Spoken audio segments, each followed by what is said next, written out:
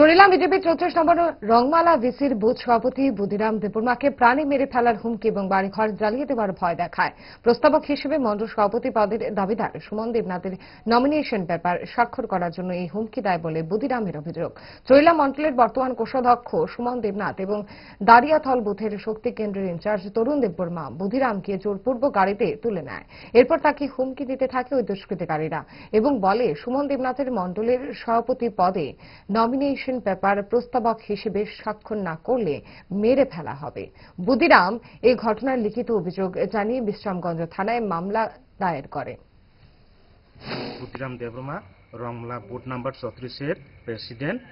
আজকের ঘটনাটা 10টার সময় আমারে তরুণ দেববর্মা আর সুমন দেবনাথ 10টার সময় গাড়ি লয়া সারা মন্দির মিটিং আছে কয়া সারা লয়া সারা আটকে রয়েছে। এরপরে হুমকি দমকি দিয়ে সারা আমরা ওই সুমন দেবনাথের প্রপোজাল দেওয়ার লাগে হুমকি দমকি করছিল।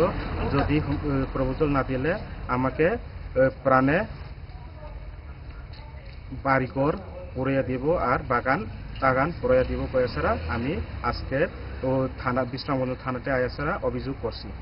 কার নাম? সুমন দেবনাথ। কোনখানে বাড়ি? ওই লাই সুমরা।